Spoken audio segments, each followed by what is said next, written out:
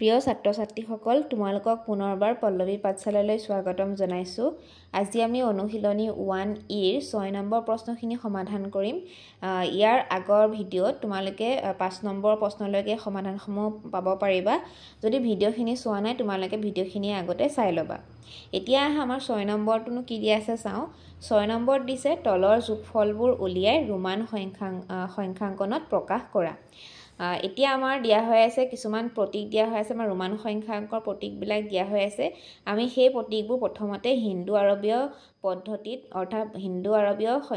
সংখ্যাত আমি প্ৰকাশ কৰিব লাগিব। তাৰপিছত যোগফল উলিয়াই যোগফলটো আকৌ যি হয় সেই যোগফলটো আমি আকৌ ৰোমান সংখ্যাংকনত প্ৰকাশ কৰিব লাগিব। এতিয়া আমি প্ৰথমটো আৰম্ভ কৰোঁ। প্ৰথমটো দিয়া হৈছে XLII প্লাছ XX VII। এতিয়া প্ৰথমতে আমি কি কৰোঁ XLII ইনো কি সংখ্যা বুজাইছে আমাৰ হিন্দু আৰবীয় পদ্ধতিত আমি প্ৰথমতে সেইটো উলিয়াই ল'ব লাগিব। এতিয়া চোৱা X মানে আমাৰ কিমান আমি X মানে কিমান পাইছিলোঁ 10 আৰু L মানে 50 I মানে 1। এতিয়া চোৱা ইয়াৰ ভিতৰত চবতছে ডাঙৰ কোনটো L2 কাৰণ L2ৱে কি বুজায় 50 বুজায়। এতিয়া 50ৰ আমাৰ বাওঁহাতে কি আছে X আছে অৰ্থাৎ ডাঙৰ প্ৰতীকটো সোঁফালে সৰু বাওঁফালে সৰু প্ৰতীকটো আছে। এতিয়া গতিকে আমি কি কৰিব লাগিব মাইনাছ কৰিব লাগিব। মাইনাছ কোনটোৰ পৰা কোনটো L মাইনাছ X। আমি এতিয়া সেই প্ৰথমতে এইটো কৰি লওঁ। L মানে হৈছে 50 মাইনাছ X মানে 10। তাৰপিছত লগত কি আছে I দুটা আছে I মানে হৈছে 1 গতিকে দুটা I থকাৰ কাৰণে কিমান হ'ল +2। এইখিনিলৈকে আমাৰ XLII এইখিনি হৈছে। নেক্সটটো আমি চাওঁ ইয়াত প্লাছ চিন দিলোঁ। ইয়াত দিয়া আছে XX VII। এতিয়া চোৱা X মানে হৈছে 10 দুটা X একেলগে আছে গতিকে কিমান হ'ব আমাৰ 10 + 10 20 প্লাছ এতিয়া V মানে হৈছে 5 প্লাছ আৰু I মানে হৈছে 1 ইয়াত দুটা I আছে গতিকে আমি কিমান পাতিলোঁ এতিয়া 2 পাতিলোঁ। এইটো এটা হ'ল আমাৰ আৰু এইটো এটা হ'ল। এতিয়া আমি এইটো প্ৰথমতে সমাধান কৰি ল'ম। 50 - 10 কিমান থাকিব আমাৰ 40 থাকিব। 40 লগত কি হৈ আছে +2 হৈ আছে গতিকে কিমান হ'ব টোটেলটো 42। আমি ডাইৰেক্ট তেনেকৈ পাতি ল'লোঁ। এতিয়া প্লাছ চিন দিম। ইফালে কিমান আছে 20 + 5 + 2 ইহঁত তিনিওটাকে যোগ কৰিলে আমি যোগফলটো কিমান পাওঁ 27। এতিয়া 42 আৰু 27 ইহঁতক যোগ কৰিলে আমি যোগফলটো পাওঁ 7 + 2 9 4 + 2 6 69। এতিয়া আমাক কি দিছিলে প্ৰশ্নত আমাৰ যোগফল উলিয়াই হৈছে। এতিয়া আমাক প্ৰশ্নটোত দিছিলে যে যোগফলবোৰ উলিয়াই ৰোমান সংখ্যাংকনত প্ৰকাশ কৰা। এতিয়া আমি যে এইটো পালোঁ 69 এইটো এতিয়া আমি আকৌ ৰোমান সংখ্যাংকত প্ৰকাশ কৰিব লাগিব। এতিয়া প্ৰথমতে 69টো আমি ভাঙি ল'ম আগতে যেনেকৈ কৰিছিলোঁ তলতে কৰি দিছোঁ। 69টো ভাঙিলে এতিয়া আমি কিমান পাওঁ বাৰু 50 + 10 + 9 50 + 10 60 + 9। তোমালোকে এইটো এনেকৈ নকৰিলেও হয় তোমালোকক বুজাবৰ কাৰণেহে মই এনেকৈ পাতি লৈছোঁ। তোমালোকে কাষতেও পাতি ল'ব পাৰা। পাতি লৈ পেলাই ৰোমান সংখ্যাংকন পদ্ধতিত এইটো 69টো ডাইৰেক্ট লিখি দিব পাৰা। এতিয়া চোৱা আমি পাইছোঁ যে 50 মানে হৈছে L 10 মানে হৈছে X আৰু 9টোতো আমি তেনেকৈ ৰোমান সংখ্যাংকন পদ্ধতিত ডাইৰেক্ট প্ৰতীক নাপাওঁ গতিকে আমি এইটো উলিয়াই ল'ব লাগিব। এতিয়া চোৱা আমি 9টো কেনেকৈ পাওঁ 10 - 1। এতিয়া 10 মানে হৈছে X। এতিয়া মাইনাছ যিহেতু সৰু অংকটো আছে সেই সৰু অংকটো বুজাবলৈ হ'লে আমি ৰোমান সংখ্যাত বুজাবলৈ হ'লে আমি কি কৰিম এইটো আমি বাওঁফালে লিখিম। ডাঙৰ প্ৰতীকটো বাওঁফালে কি লিখিম সৰু প্ৰতীক লিখিম। I মানে কিমান হ'ল 1 মানে কি হয় ৰোমান সংখ্যাংকন পদ্ধতিত I হয় গতিকে এইটো মানে কিমান হ'ল এতিয়া 9। আমি এইটো কি লিখিম এতিয়া 1IX। গতিকে আমি 69টো ৰোমান সংখ্যাংকন পদ্ধতিত কি পালোঁ LXIX। এতিয়া আহাচোন আমি এইটোৰ নিচিনাকৈ 2 নম্বৰ প্ৰশ্নটো সমাধান কৰিবলৈ চেষ্টা কৰোঁ। এতিয়া চোৱা আমাৰ 2 নম্বৰটো দিয়া আছে DL + CC + XX। এতিয়া আমি প্ৰত্যেকৰে প্ৰথমতে ৰোমান সংখ্যাংকন পদ্ধতিত দিয়া হৈ আছে। এতিয়া আমি এই প্ৰতীকবিলাক আমাৰ হিন্দু আৰবীয় পদ্ধতিলৈ কি কৰিব লাগিব সলনি কৰিব লাগিব। এতিয়া আমি চবেই জানো যে D মানে কি আমাৰ হিন্দু আৰবীয় পদ্ধতিত আমাক কোনটো সংখ্যাক বুজায় 500 গতিকে আমি 500টো লিখি ল'লোঁ। 500 L মানে কিমান বুজায় 50 গতিকে আমাৰ D আৰু L টো উলিয়াই হৈ গৈছে প্লাস C মানে কিমান 100 C যেহেতু দুটা আছে গতিকে কিমান হ'ব 100 + 100 200 X মানে কিমান বুজায় আমাৰ 10 ক বুজায় দুটা x আছে গতিকে কিমান হ'ব 20 10 +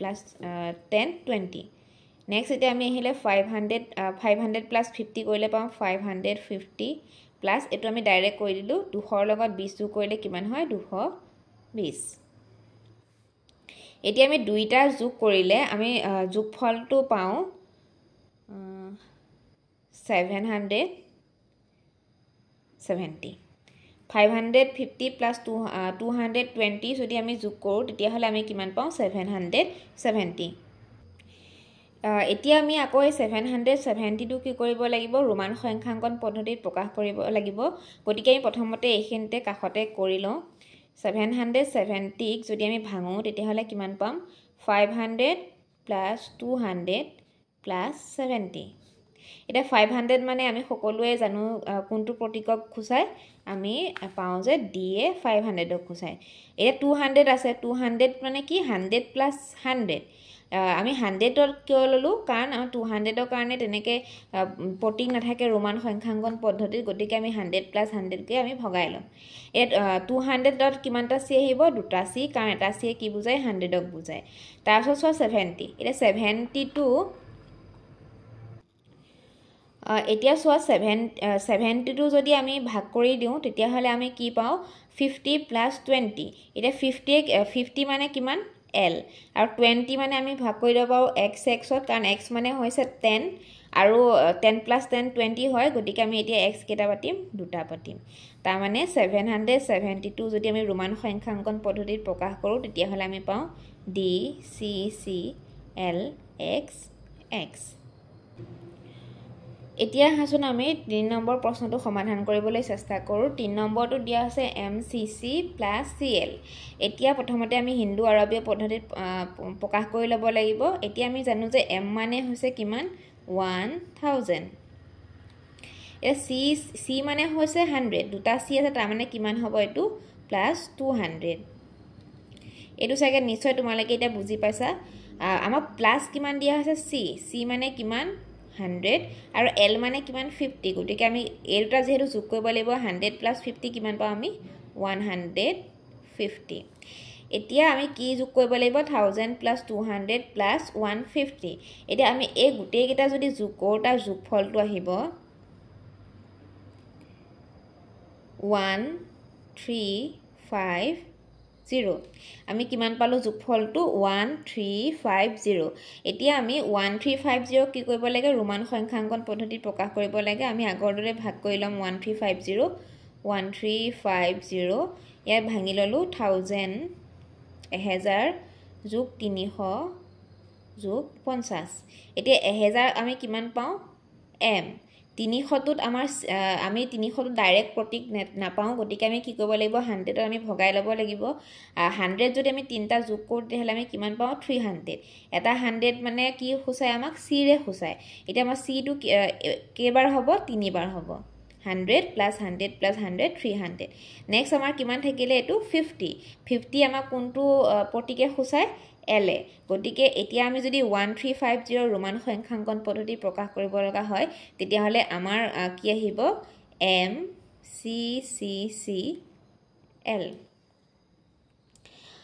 আমাৰ 3 নম্বৰ লৈকে কৰি হৈছে তোমালোকে এইখিনি এতিয়া বহুত ভালকে পাতি লোৱা এতিয়া নেক্সট আমি 4 নম্বৰ প্ৰশ্নটো সমাধান কৰিবলৈ চেষ্টা কৰো আহাচোন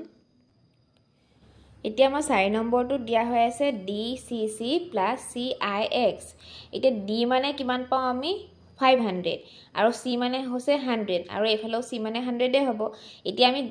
এনেকে ডাইৰেক্ট এনেকে পাতি নাথাকি আমি ডাইৰেক্ট কৈ দিব পাৰো এটা সব D মানে 500 আৰু এফালে 200 হৈ আছে 500 + 200 টোটালটো কিমান আহে আমাৰ 700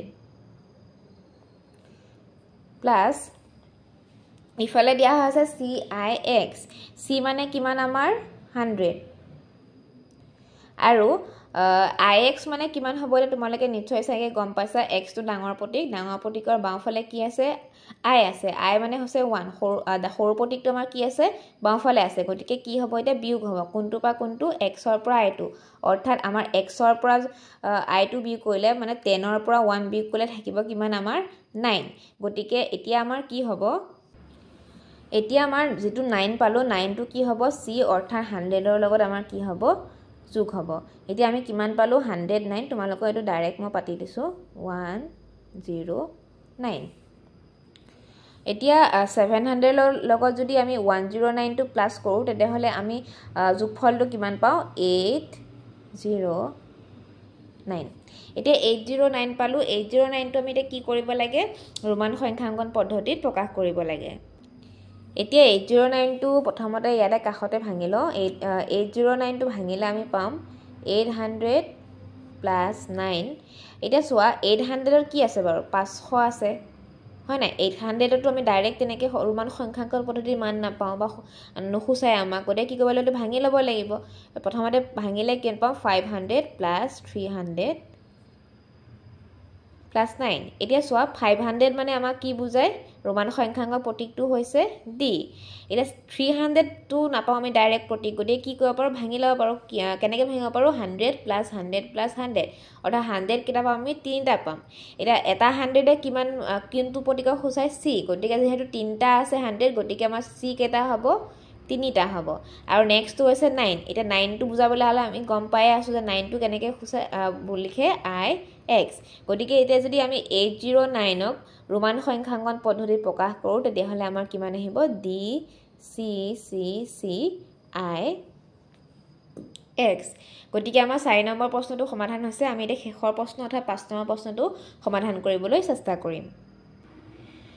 এতিয়া 5 নম্বৰটো দিয়া হৈছে CCLV এফালেও দিয়া হৈছে CCLV এতিয়া প্ৰথমতে এটা উলিয়ালে আমি ইটো লিখি দিব পাৰিম C মানে হৈছে 100 ৰ লগত C কেটা আছে দুটা আছে গতিকে এতিয়া কি হ'ব 200 হ'ব L মানে কিমান 50 টোটাল কিমান হল এতিয়া লৈকে 250 আৰু V মানে হৈছে 5 গতিকে 250 লগত আমি যদি 5 প্লাস করতে হলে কিমান পাম যোগফলটো 255 ঠিক তেনেদৰে ইয়াত যেহেতু CCLV আছে গতিকে আমি কি পাতি দিলো 255 এটা 255 যদি দুটা আমি যোগ কৰি দিও তেতিয়া হলে আমি এনসাৰটো কিমান যোগফলটো কিমান পালো 510 এতিয়া এটো আমি কি কৰিব লাগিব ৰোমান সংখ্যাঙ্কন পদ্ধতি প্ৰকাশ কৰিব লাগিব এতিয়া সোৱা আমি 500 টো ভাঙিলে কি আমি কেনেদৰে ভাঙিব পাৰো 500 plus 10 500 plus 10 এতিয়া 500 এ আমাৰ প্ৰতীকটো ৰোমান সংখ্যাঙ্কন পদ্ধতিত প্ৰতীকটো হৈছে কিমান d আৰু 10 টোৰ প্ৰতীকটো হৈছে x অৰ্থাৎ আমি এ কিমান পালো 5 নম্বৰ যোগফলটো আমি যদি ৰোমান সংখ্যাঙ্কন পদ্ধতিত প্ৰকাশ কৰো তেতিয়া হলে আমি কিমান পাও dx ছাত্ৰ ছাত্ৰী সকল আজি আমাৰ 6 নম্বৰ প্ৰশ্নখিনি কৰি শেষ হৈছে তোমালোকে সাকে এটা নিশ্চয় বুজিব পাৰিছা কেনেকে আমি প্ৰশ্নখিনি সমাধান উলিয়াব পাৰিম কিবা যদি বুজি পোৱা নাই তেনেহলে ভিডিওটো আকৌ এবাৰ চাই লবা আগৰ ভিডিওখিনি যদি চাইছা তেনেহলে তোমালোকক আজি ভিডিওটো যিখিনি শিকালো সেইখিনি তোমালোকে অনায়াসে সমাধান কৰিব পাৰিবা আমি নেক্সট ভিডিওত ইয়াৰ যিখিনি বাকি প্ৰশ্ন আছেগে সেইখিনি প্ৰশ্ন সমাধান কৰিবলৈ চেষ্টা কৰিম আজিলৈ ইমানতে সামৰিছো